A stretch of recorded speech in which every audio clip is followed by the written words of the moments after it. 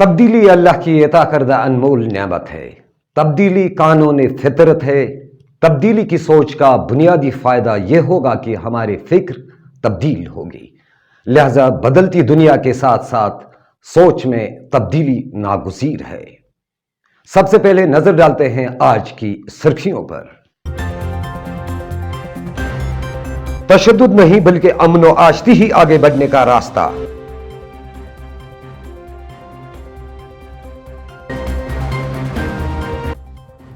حالیہ مسلح حملوں کے پیش نظر وادی کشمیر میں سیکورٹی مزید چوکس۔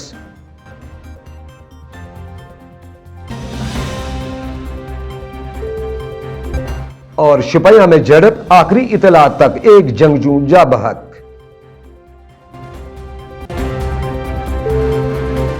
ایشین ویل 24 میں آپ کا خیر مقدم، میں ہوں جمیل مصطفیٰ انصاری۔ پیش تفصیل سے خبریں۔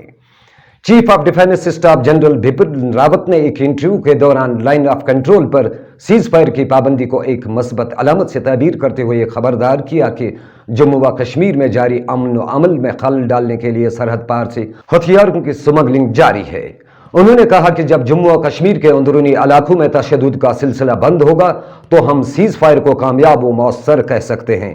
ان کا مزید کہنا ہے کہ دفعہ 370 کی منسوخی کے بعد جموں و کشمیر میں عمل کو تقویت ملی، جبکہ تشدد نہیں بلکہ امن و آشتی ہی آگے بڑھنے کا راستہ ہے۔ وزیر اعظم کی جانب سے طلب کی گئی کل جماعتی میٹنگ اور حالیہ دنوں کے دوران پولیس اہلکاروں پر ہوئے حملوں کے واقعات کے پیش نظر سری نگر سمیت وادی بھر میں سیکورٹی کو مزید چوکس کر دیا گیا ہے۔ دارالحکومت سری نگر کے کئی مقامات پر سیکورٹی فورسز نے ناکے لگا دیے ہیں، جہاں مسافر بردار گاڑیوں خاص کر 2 پہیہ گاڑیوں کی تلاشی کی جاتی ہے۔ یاد رہے کہ سری نگر میں گزشتہ ایک ہفتے کے دوران 2 پولیس اہلکاروں کو نامعلوم اسلحہ برداروں نے گولیاں چلا کر ہلاک کر دیا۔ یہ دونوں واقعات شام کے وقت پیش آئے۔ جنوبی ضلع شپیاں کے شرمال گاؤں میں جنگجوؤں اور فورسز کے درمیان مسلح جھڑپ میں ایک نامعلوم جنگجو جاں بحق ہوا۔ پولیس ترجمان نے بتایا کہ گاؤں میں جنگجوؤں کی موجودگی کے بعد تلاشی کارروائی شروع کر دی گئی، جس کے دوران یہاں موجود جنگجوؤں نے سیکورٹی فورسز پر اندھادھند فائرنگ کی۔ جوابی کارروائی میں ایک نامعلوم جنگجو جاں بحق ہوا، جبکہ آخری اطلاعات تک آپریشن جاری تھا۔ وزیر اعظم ہند کی طرف سے بلائی گئی آل پارٹیز میٹنگ کے سلسلے میں لاہی عمل مرتب کرنے کے لیے آج چوتھے روز بھی نیشنل کانفرنس کے صدر ڈاکٹر فاروق عبداللہ نے 3 خطوں سے وابستہ سرکردہ لیڈران کے ساتھ مشاورت کا سلسلہ جاری رکھا۔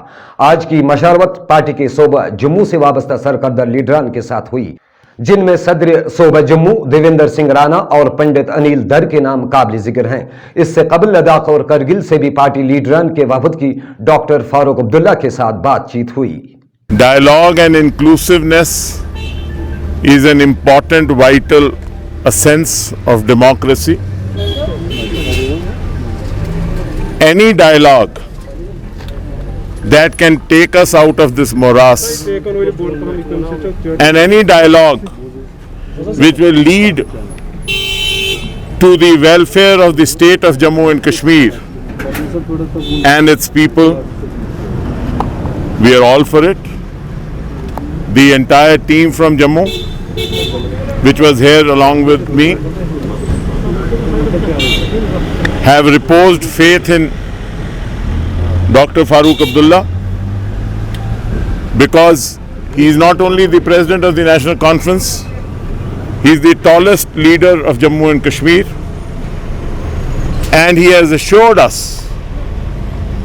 that he will represent us and the people of Jammu and Kashmir with his wisdom, and he alone can take this dialogue forward for the welfare of the people of Jammu and Kashmir.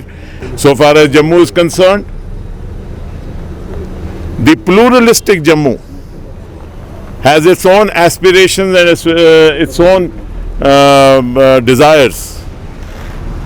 We are for singular Jammu and Kashmir, have always stood for the unity of Jammu and Kashmir and equitable justice to all regions and sub-regions of Jammu and Kashmir, and we will always hold the aspirations of all the people of Jammu and Kashmir. Border security forces ने जम्मू और कश्मीर के जिला कठुआ के Hiranagar sector में बैनुल अक़वामी सरहद पर एक smuggler को मारकर करोड़ों रुपये मालियत की हेरोइन बरामद करने का दावा किया है।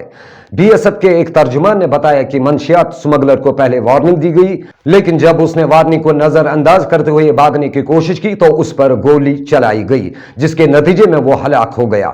उन्होंने कहा कि तलाशी ऑपरेशन के दौरान सरहद के नजदीक 27 किलो हेरोइन बरामद हुई, जिसकी आलमी बाजार में कीमत करीब 135 करोड़ रुपए बताई जाती है। जम्मू व Kashmir employees joint action committee ने मुश्ताक प्रेस एनक्लेव में मुख्तलिफ सरकारी महकमों में तैनात आर्जी मुलाजमीन की नौकरियों की मुस्तकिली के हक में एहतजाज दर्ज किया। इस मौके पर कमेटी के एक ओहदेदार ने बात करते हुए कहा कि मुख्तलिफ सरकारी महकमों में तैनात जायद अज 60,000 आर्जी मुलाजिमों का मसला अब एक इंसानी मसला बन गया है। Sit in protest employees joint action committee Jammu Kashmir की तरफ से यहाँ पर मुनक्किद किया गया, जिसमें जम्मू कश्मीर में काम कर रहे 61,000 एडहाक डेलीवेजर और इस जुमरे में दूसरे मुलाजमीन जो आते हैं टेम्परेरी मुलाजमीन, उनके हक में रेगुलराइजेशन पॉलिसी के हवाले से ये आज का एहतजाजी प्रोग्राम हमने मुनक्किद किया है। हम सरकार को बावर कराना चाहते हैं कि इनका जो मामला है ये इंसानी मसला बन चुका है और पिछले 20 साल से ये मुख्तलिफ महकमा जात में काम करते हैं, लेकिन इनके लिए कोई पॉलिसी रेगुलराइजेशन पॉलिसी मुरतब नहीं की गई है। चूंकि आपको मालूम है कि दिल्ली में जम्मू कश्मीर के हवाले से एक अहम मीटिंग मुनक्किद होने जा रही है।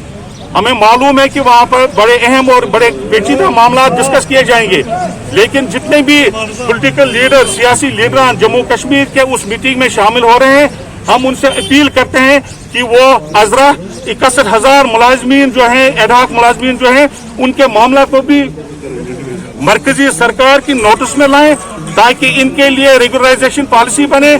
इधर self help group of engineers association ने भी अपने मुतालबात पर सदाए एहतजाज बुलंद की। उन्होंने इलाकाई पार्टियों से मुतालबा किया कि उनके मसले को वजीर आज़म के साथ मीटिंग में उठाया जाए। जो हमारी स्कीम 20 साल से जिस स्कीम के जरिए हमारे रोजगार चला था, एक हमारा लाइवलीहुड चल रहा था, उसको लास्ट ईयर अगस्त में अचानक से स्क्रैप किया गया, without our knowledge, without our information and without the information of the employment department. क्योंकि जब हमने इस पे आए दिन उस वक्त सड़कों पे हम हर डिस्ट्रिक्ट से निकले, यहाँ से निकले, जम्मू से निकले, हमने उस वक्त उनसे कहा खुदारा आप हमें बताइए 20 सालों के बाद आपने एक आत्मनिर्भर स्कीम को क्यों बंद किया। तो उनके पास, गवर्नमेंट के पास कोई जवाब नहीं था। कोर्ट में रन कर रही थी। जब हमने अपने कमीशन सेक्रेटरी उस वक्त सौरभ भगत थे और हमारे जो एडवाइजर फारूक खान साहब हैं, he was telling us उस टाइम जब हम उनसे मिले, he said I don't have any knowledge about this how they have scrapped this scheme। और उसके बाद उन्होंने भी उस वक्त एलजी साहब से प्रोटेस्ट किया, उनको कहा कि कम से कम अगर ये हमारा डिपार्टमेंट है, हमारे पेरेंट डिपार्टमेंट भी थे, हमें क्यों नहीं नॉलेज है। तो हम चाहते हैं कि अगर गवर्नमेंट सिंसियर है, अब 1 साल हो गए मानते हैं हम, इसमें कोविड पेंडेमिक की वजह से थोड़ी देरी हो गई, लेकिन अब जल्द से जल्द उनको हमारे हक में फैसला लेना चाहिए। आज मैक ड्रामेटिक क्लब के एहतमाम से श्रीनगर में एक मुख्तसर मगर पुरवकार तकरीब का इनेकाद किया गया। तकरीब की सदारत अदबी मरकज कमराज के सदर मोहम्मद अमीन भट्ट ने की। एशनल कम्युनिकेशन के सरबरा रशीद राहिल तकरीब के मेहमान खुसूसी थे, जबकि मारूफ ड्रामा अदाकार शेख फारूक तकरीब के मेहमान ज़ीवकार की हैसियत से तशरीफ आवर थे। इस मौके पर आलमगीर वबा कोरोना वायरस के दौरान जिन सहाफ़ियों और अदाकारों ने अपना खास रोल अदा किया, उनकी इज्जत अफजाई की गई।